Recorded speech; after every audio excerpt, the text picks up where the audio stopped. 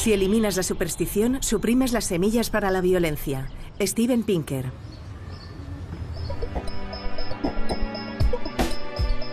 En contra de lo que se cree habitualmente, nuestros antepasados eran más violentos que nosotros. En este capítulo de Redes, volvemos a hablar del declive de la violencia con el profesor de psicología de la Universidad de Harvard, Steven Pinker. Junto con él, Edouard Punset analiza las ventajas y desventajas de tener un gobierno mundial, la relación entre la religión y la violencia, el caso particular de los Estados Unidos, la tendencia incipiente en Occidente hacia el vegetarianismo como una manera de evitar el sufrimiento de otras especies además de la nuestra, y el papel de la gestión emocional como una forma de ir a un futuro más pacífico.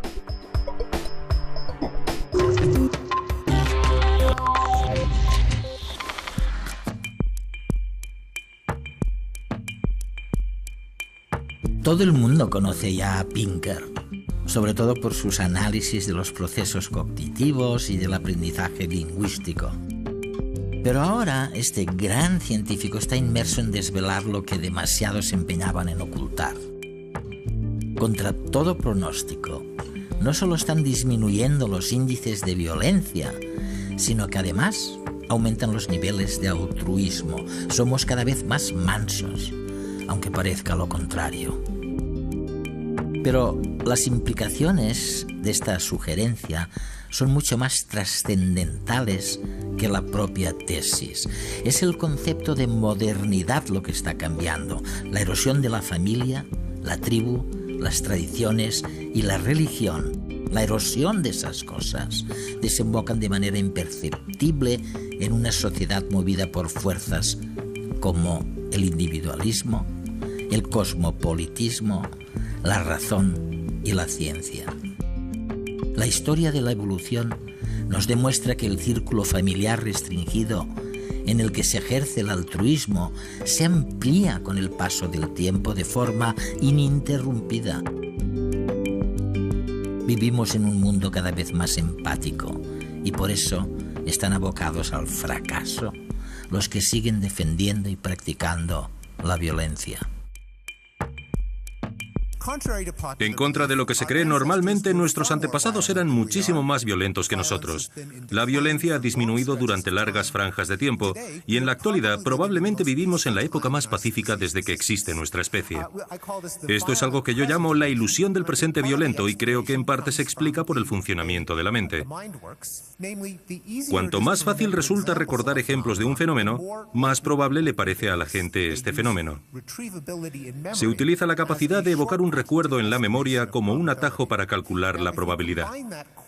Si combinamos esta especie de estadística intuitiva con el hecho de que ahora es mucho más fácil informar sobre guerras y genocidios en todo el mundo, y con esta filosofía que tienen muchas cadenas de televisión de que la sangre vende, lo que se traduce en un sesgo a informar más sobre los acontecimientos violentos, entonces es cierto que vemos más violencia y más de cerca que antes. Y esto conduce al espejismo de que la violencia sucede en realidad más a menudo. Si nos encamináramos hacia un gobierno mundial, ¿las cosas irían mejor que ahora? Hubo muchos debates sobre la necesidad de tener un gobierno mundial durante los años 50, a finales de los 40, 50 y 60. Y luego la idea fue perdiendo fuelle. Algunos pensaron que las Naciones Unidas se convertirían en un gobierno mundial. La idea es que, dado que un gobierno a nivel nacional evita que los estados y las provincias luchen entre sí, un gobierno a nivel provincial impide que los ciudadanos luchen entre sí. Un gobierno mundial impediría que los países se enfrentaran. Hay una cierta lógica en el razonamiento, pero también presenta contradicciones. Una de estas contradicciones es que un gobierno no puede funcionar sencillamente mediante el uso de la fuerza bruta. Tienen que existir ciertos valores comunes o sentido de comunidad, de modo que las personas no se maten, aunque no haya un policía detrás de ellas vigilándolas. Es algo viable si se trata de un solo Estado, pero cuando pensamos en el mundo entero es mucho más difícil. La otra contradicción es que si no te gusta el gobierno de tu país, puedes trasladarte a otro país. Y el gobierno que no quiera que todos sus ciudadanos cualificados emigren, tendrá que luchar para que estén contentos. Si hubiera un gobierno mundial, los ciudadanos no podrían acudir a ningún otro sitio. De modo que el riesgo de que un gobierno mundial se vuelva autocrático o se estanque es mucho mayor. Y además, otro problema podría ser, como hemos visto con las Naciones Unidas, que a no ser que estén comprometidos con los derechos humanos individuales, si los delegados de ese gobierno mundial son los delegados de los distintos países, podríamos encontrarnos con una panda de representantes fascistas y de tiranos totalitarios a quienes no les importa nada su propia gente. Eso es, sí. En la Asamblea General de Naciones Unidas tenemos esos gobiernos autocráticos irrisorios que hablan y votan en contra de los intereses de sus propias gentes. Por eso, la idea de un gobierno mundial suena mejor en la teoría cuando leemos sobre ello que en la práctica. Tienes razón cuando me dices que si tuviéramos un gobierno mundial, no tendríamos a dónde ir si no estuviéramos satisfechos con él, ¿no? Muchos intelectuales durante los 50 defendieron que debía haber un gobierno mundial porque si no, nos enfrentaríamos a una guerra nuclear. Einstein abogó por un gobierno mundial. Bertrand Russell, de hecho, dijo que los Estados Unidos deberían dar un ultimátum a la Unión Soviética. Fue en aquellos años en los que los Estados Unidos consiguieron la bomba nuclear antes que los soviéticos. Probablemente dirían, o te sometes a un gobierno mundial o te atacaremos con armas nucleares. Russell argumentó que si los soviéticos también conseguían armas nucleares y no había gobierno mundial, la guerra nuclear sería inevitable. Así se pensaba en aquella época.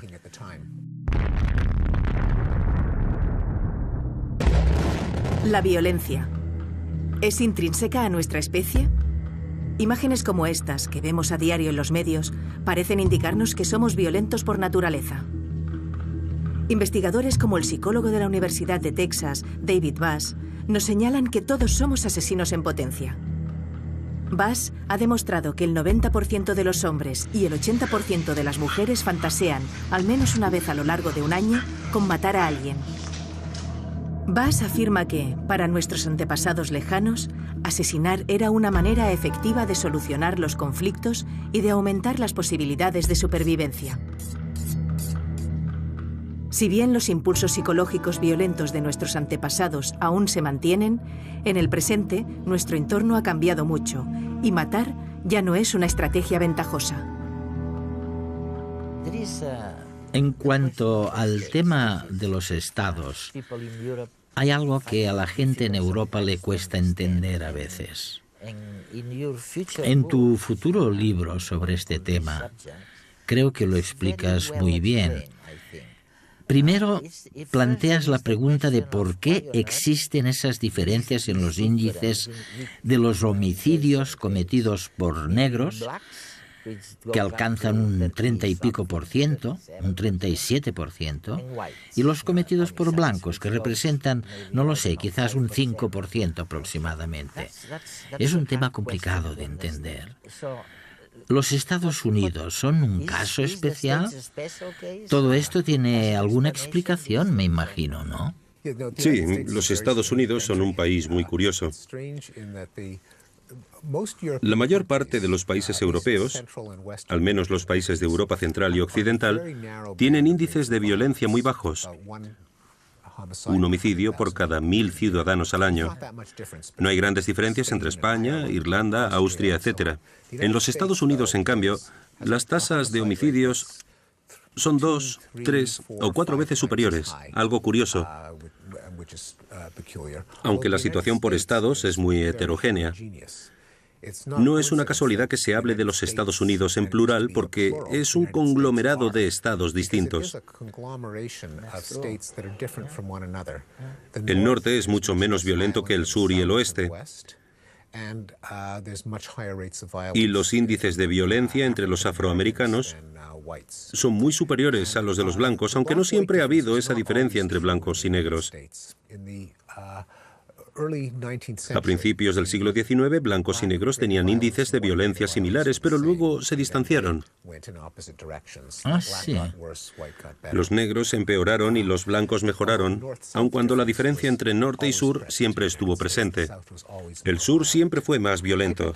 Me parece que la razón principal es la presencia del Estado. Explica tanto las diferencias entre norte y sur como las existentes entre blancos y negros. El norte realmente era una prolongación de Europa. Los asentamientos humanos se establecieron en torno a las jurisdicciones gubernamentales.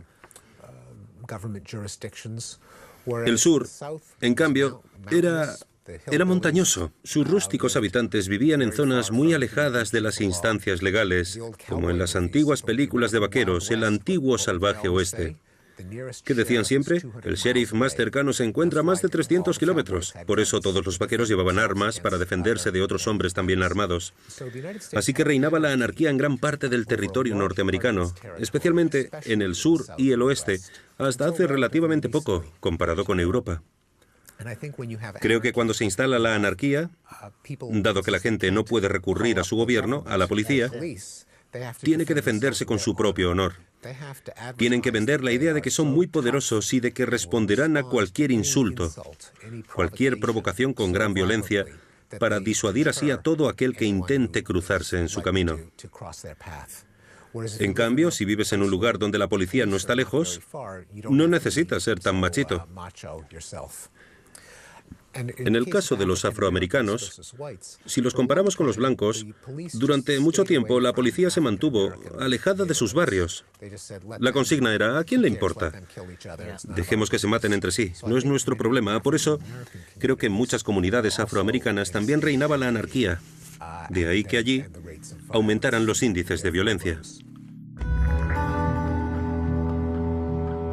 Steven Pinker nos demuestra que la violencia está en declive. Sin embargo, existen lugares en los que esta idea podría parecer obscena debido a su nivel alto de agresividad. Si el mundo es cada vez más pacífico, ¿por qué algunos países son más violentos que antes? Las zonas con mayores índices de criminalidad del mundo tienen algo en común. Han sufrido un proceso de descivilización. Sus instituciones que mantenían el orden antaño han desaparecido o son ineficientes. Ello provocó una situación caótica que dio paso a milicias, guerrillas y mafias. En este contexto, es común que la población se vea obligada a ejercer la ley por su cuenta, ya que no puede contar con las instituciones oficiales, generalmente corruptas o casi inexistentes.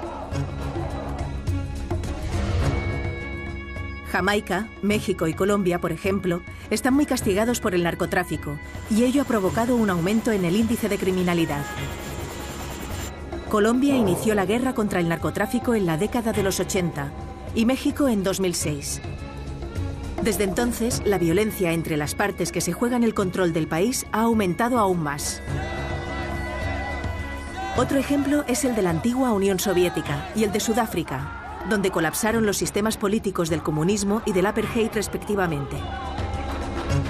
Independientemente del beneficio de estos cambios institucionales, esto provocó un estado de descontrol y un rebrote de la criminalidad y de la violencia. A medida que las nuevas instituciones se consoliden, los ciudadanos podrán recuperar la confianza perdida y los niveles de violencia de estos países volverán a bajar.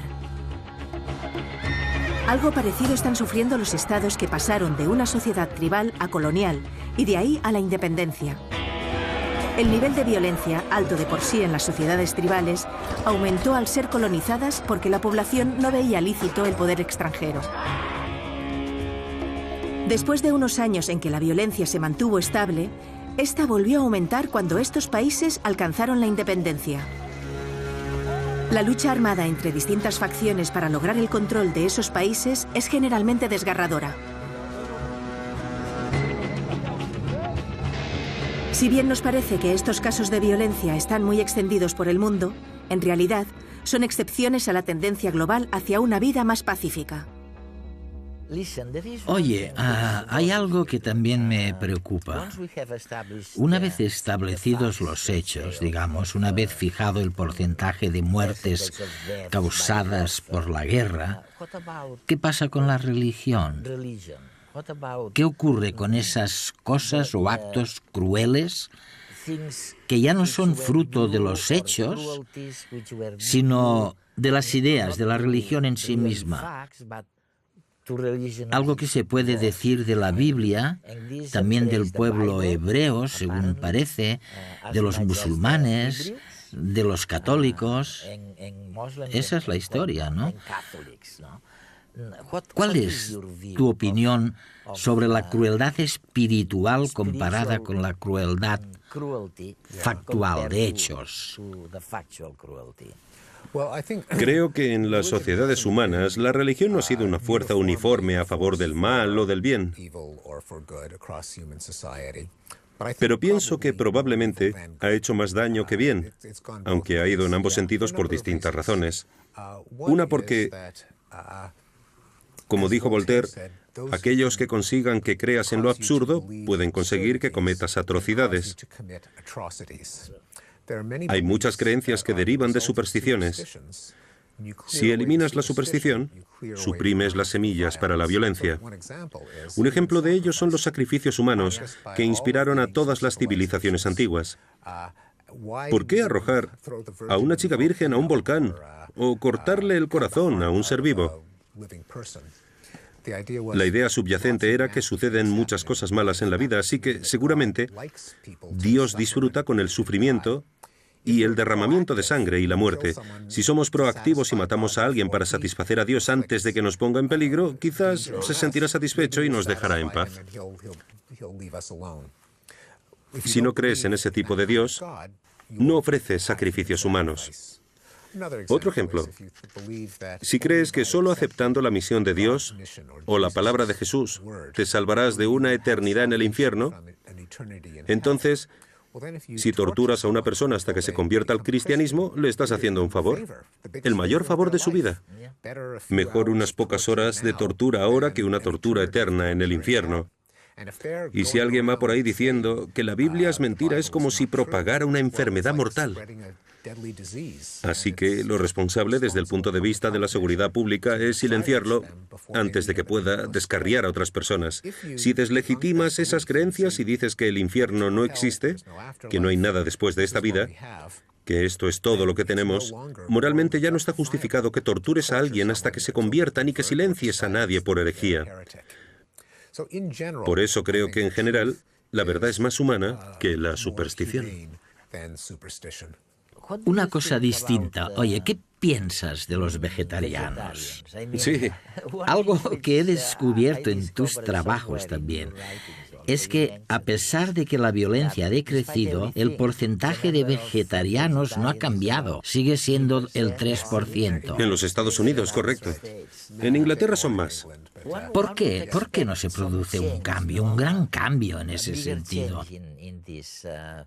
En lugar de seguir comiendo carne, matando animales vivos. Creo que es interesante, porque a pesar de que la mayoría de la gente todavía es carnívora en Occidente, bueno, quizás es porque ser vegetariano no es la expresión más clara de nuestra preocupación por el bienestar animal. Por un lado, si yo me hago vegetariano, todavía habrá todos aquellos que solo comen hamburguesas y pollo, así que de poco servirá mi contribución. Además, se podría decir que un animal criado en un entorno humano y sacrificado sin dolor y con rapidez, seguramente esos animales viven una vida mejor que sus compañeros salvajes, así que comer carne no es intrínsecamente algo cruel, aunque en la práctica a menudo sí lo es.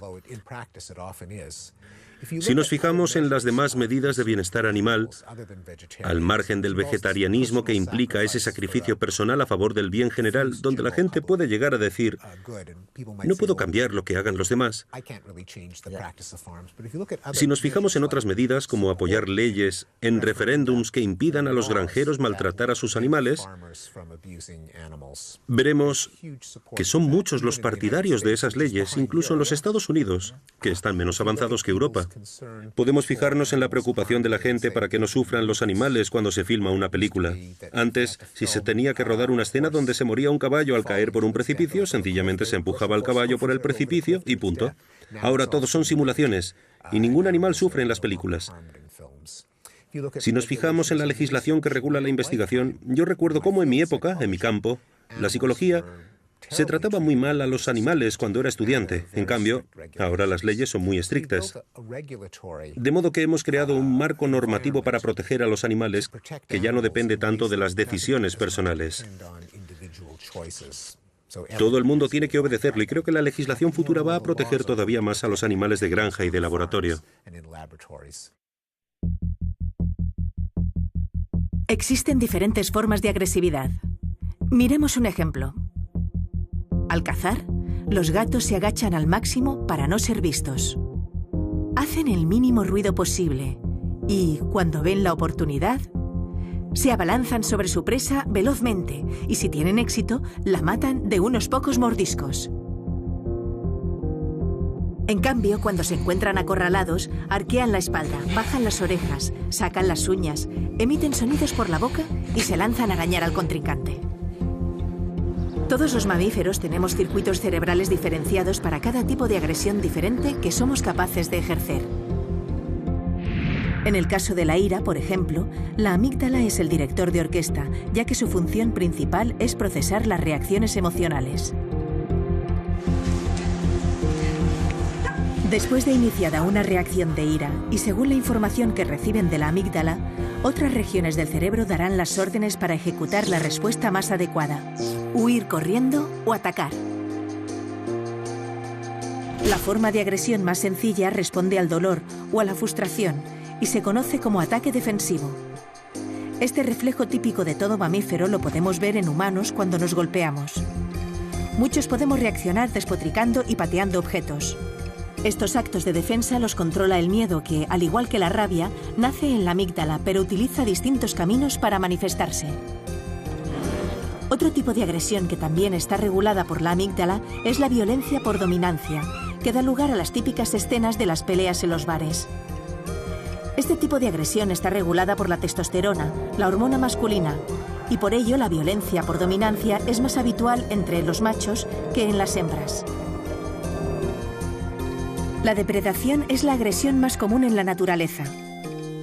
La violencia cometida en estos casos es meramente un medio para alcanzar un fin que en el mundo animal suele ser alimentarse.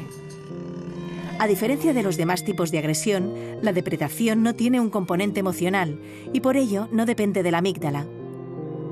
El caso típico es el del pescador que no odia ni teme a los peces, simplemente los mata por una cuestión de subsistencia.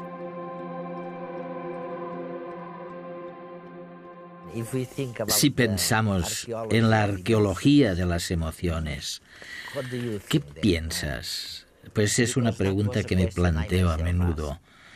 ¿Nos estamos encaminando hacia una situación donde las emociones se gestionan mejor?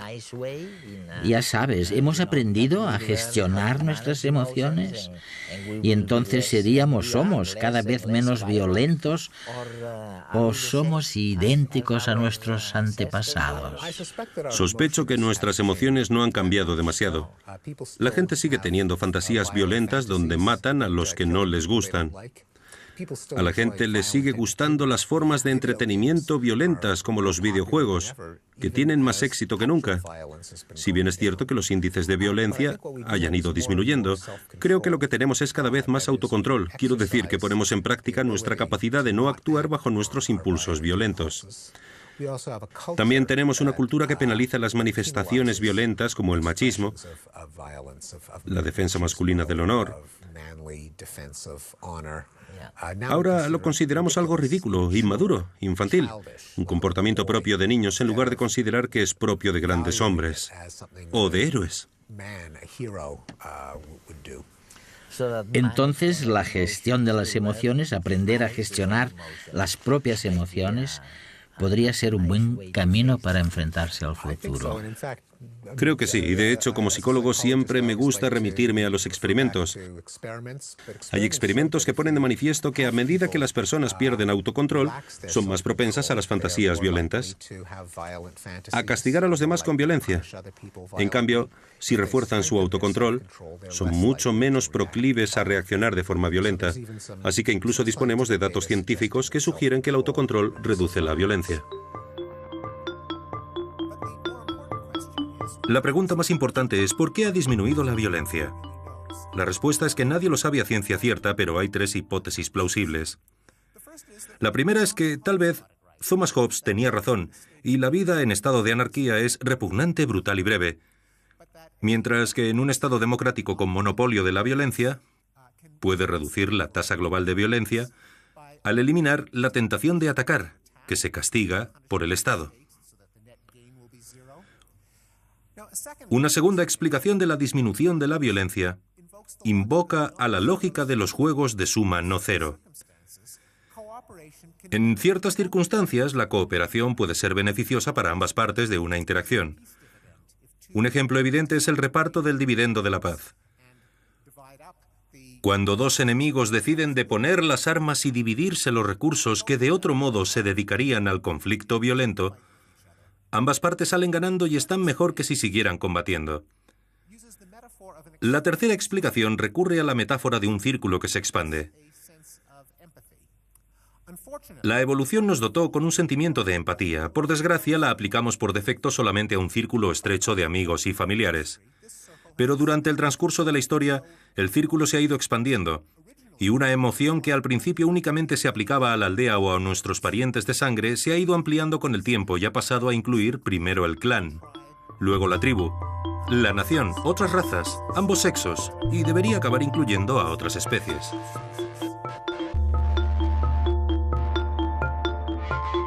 El mundo es cada vez menos violento, pero nuestras emociones son las mismas que antaño. Steven Pinker.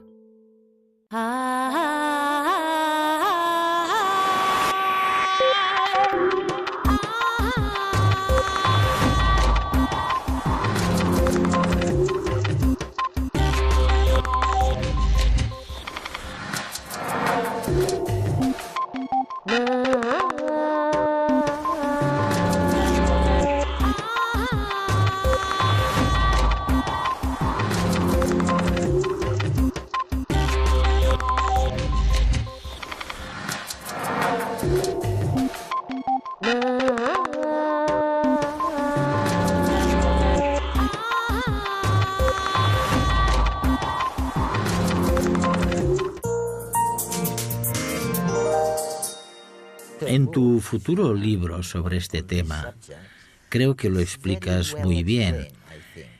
Primero, planteas la pregunta de por qué existen esas diferencias en los índices de los homicidios cometidos por negros, que alcanzan un 30 y pico por ciento, un 37%, y los cometidos por blancos, que representan, no lo sé, quizás un 5% aproximadamente. Es un tema complicado de entender. ¿Los Estados Unidos son un caso especial? Todo esto tiene alguna explicación, me imagino, ¿no? Sí, los Estados Unidos son un país muy curioso. La mayor parte de los países europeos, al menos los países de Europa Central y Occidental, tienen índices de violencia muy bajos. Un homicidio por cada 1000 ciudadanos al año. No hay grandes diferencias entre España, Irlanda, Austria, etc.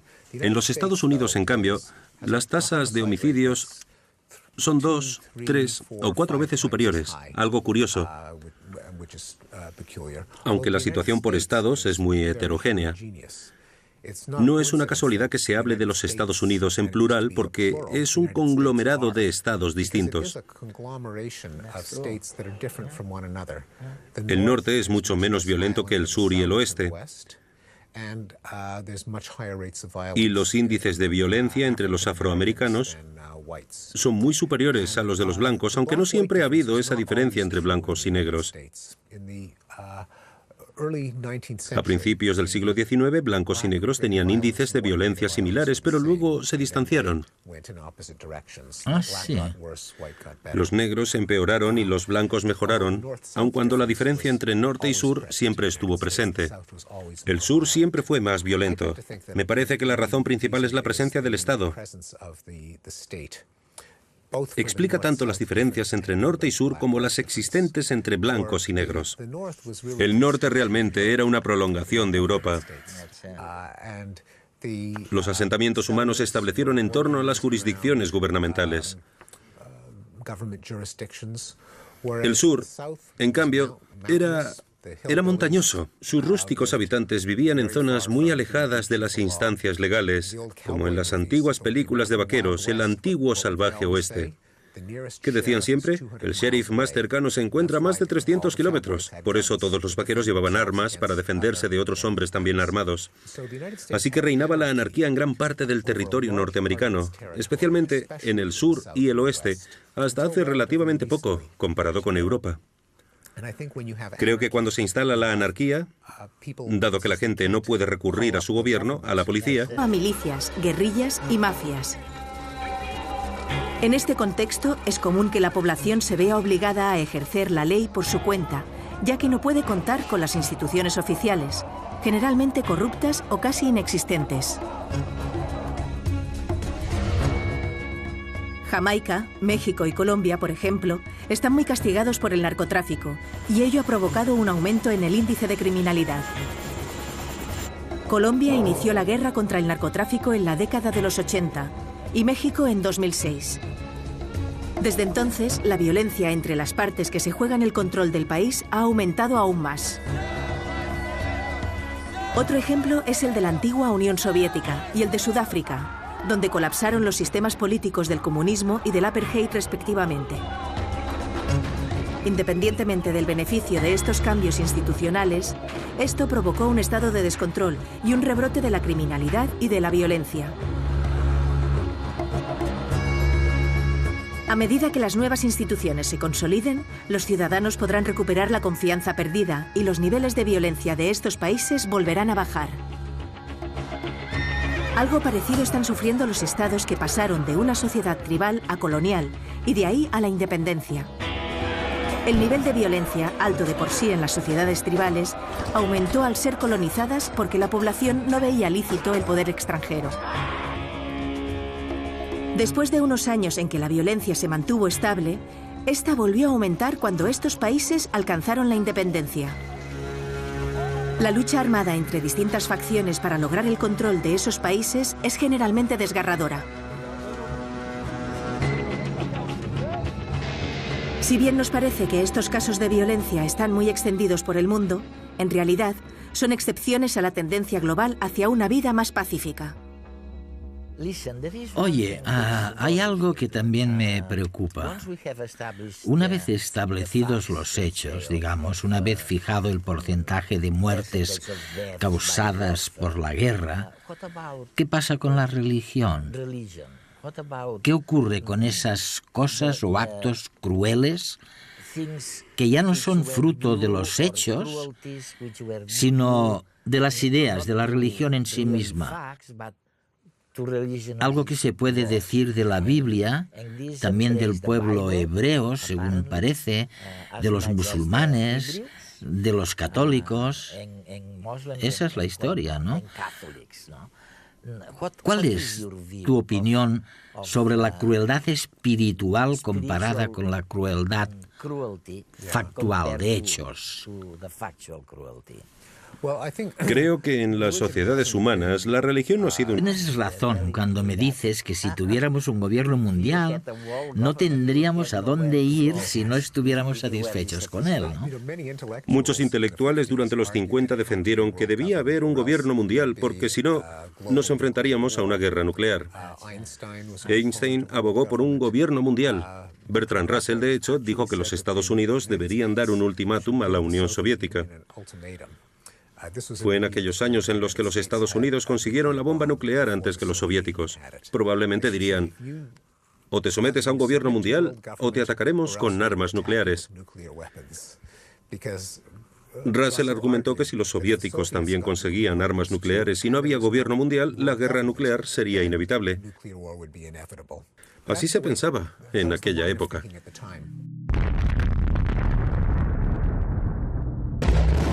La violencia. ¿Es intrínseca a nuestra especie? Imágenes como estas, que vemos a diario en los medios, parecen indicarnos que somos violentos por naturaleza. Investigadores como el psicólogo de la Universidad de Texas, David Bass, nos señalan que todos somos asesinos en potencia. Bass ha demostrado que el 90% de los hombres y el 80% de las mujeres fantasean, al menos una vez a lo largo de un año, con matar a alguien. Bass afirma que, para nuestros antepasados lejanos, asesinar era una manera efectiva de solucionar los conflictos y de aumentar las posibilidades de supervivencia. Si bien los impulsos psicológicos violentos de nuestros antepasados aún se mantienen, en el presente nuestro entorno ha cambiado mucho y matar ya no es una estrategia ventajosa. En cuanto al tema de los estados, hay algo que a la gente en Europa le cuesta entender a veces. En tu futuro libro sobre este tema, creo que lo explicas muy bien. Primero, planteas la pregunta de por qué existen esas diferencias en los índices de los homicidios cometidos por negros, que alcanzan un 30 y pico por ciento, un 37%, y los cometidos por blancos, que representan, no lo sé, quizás un 5% aproximadamente. Es un tema complicado de entender. ¿Los Estados Unidos son un caso especial? Todo esto tiene alguna explicación, me imagino, ¿no? Sí, los Estados Unidos son un país muy curioso.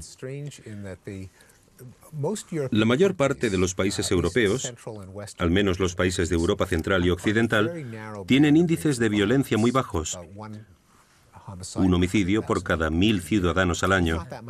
No hay grandes diferencias entre España, Irlanda, Austria, etc. con armas nucleares. Russell argumentó que si los soviéticos también conseguían armas nucleares y no había gobierno mundial, la guerra nuclear sería inevitable. Así se pensaba en aquella época.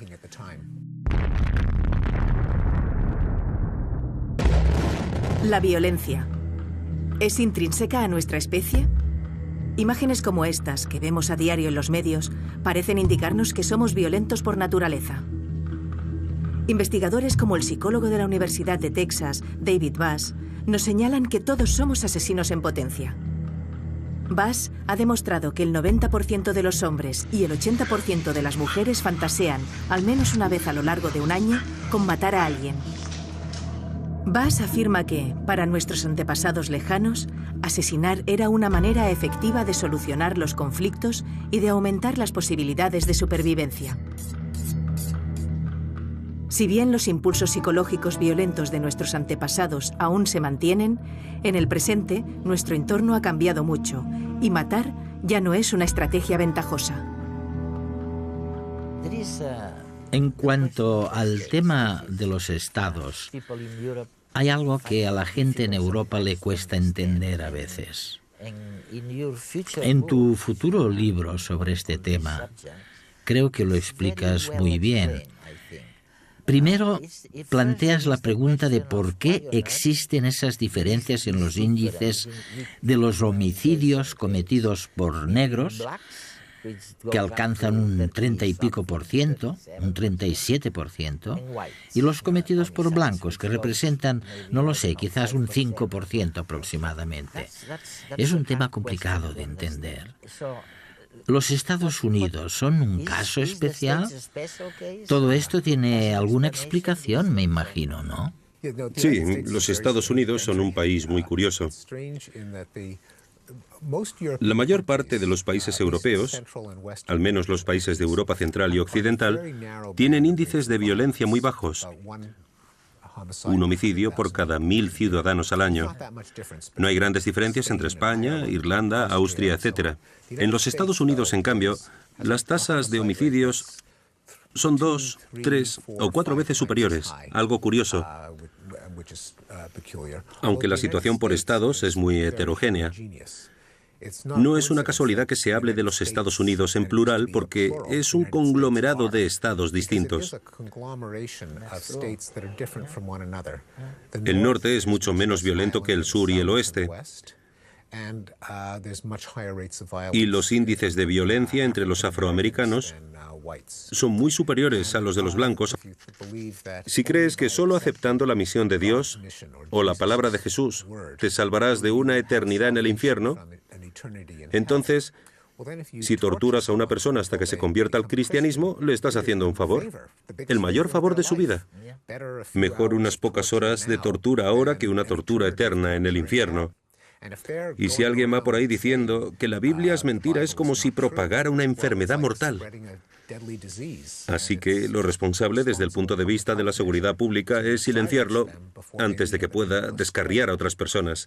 Si deslegitimas esas creencias y dices que el infierno no existe, que no hay nada después de esta vida, que esto es todo lo que tenemos, moralmente ya no está justificado que tortures a alguien hasta que se convierta ni que silencies a nadie por herejía. Por eso creo que en general la verdad es más humana que la superstición. Una cosa distinta. Oye, ¿qué piensas de los vegetarianos? Sí. Algo que he descubierto en tus trabajos también es que, a pesar de que la violencia ha decrecido, el porcentaje de vegetarianos no ha cambiado. Sigue siendo el 3%. En los Estados Unidos, correcto. En Inglaterra son más. ¿Por qué? ¿Por qué no se produce un cambio, un gran cambio en ese sentido? En lugar de seguir comiendo carne, matando animales vivos. Creo que es interesante, porque a pesar de que la mayoría de la gente todavía es carnívora en Occidente, bueno, quizás es porque ser vegetariano no es la expresión más clara de nuestra preocupación por el bienestar animal. Por un lado, si yo me hago vegetariano, todavía habrá todos aquellos que solo comen hamburguesas y pollo, así que de poco servirá mi contribución. Además, se podría decir que un animal criado en un entorno humano y sacrificado sin dolor y con rapidez, seguramente esos animales viven una vida mejor que sus compañeros salvajes, así que comer carne no es intrínsecamente algo cruel, aunque en la práctica a menudo sí lo es. Si nos fijamos en las demás medidas de bienestar animal, al margen del vegetarianismo que implica ese sacrificio personal a favor del bien general, donde la gente puede llegar a decir, no puedo cambiar lo que hagan los demás.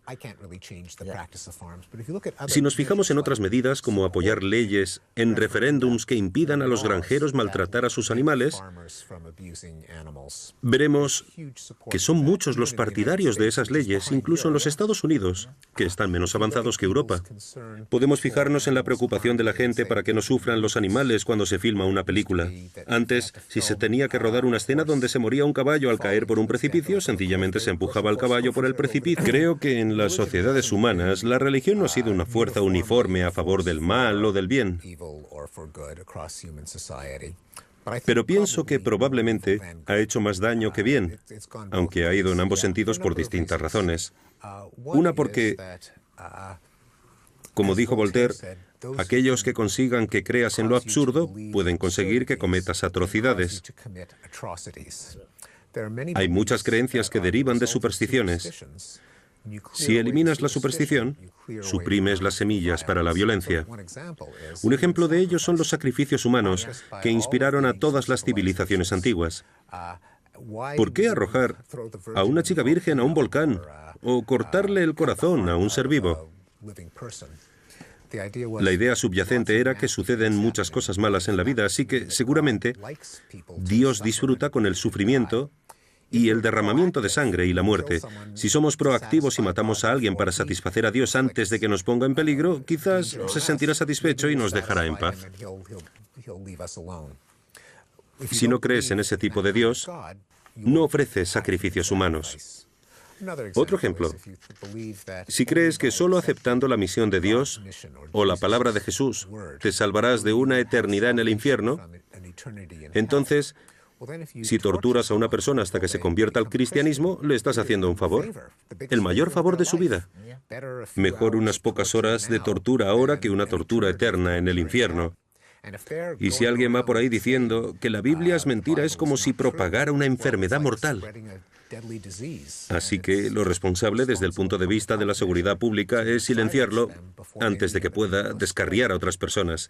Si deslegitimas esas creencias y dices que el infierno no existe, que no hay nada después de esta vida, que esto es todo lo que tenemos, moralmente ya no está justificado que tortures a alguien hasta que se convierta ni que silencies a nadie por herejía.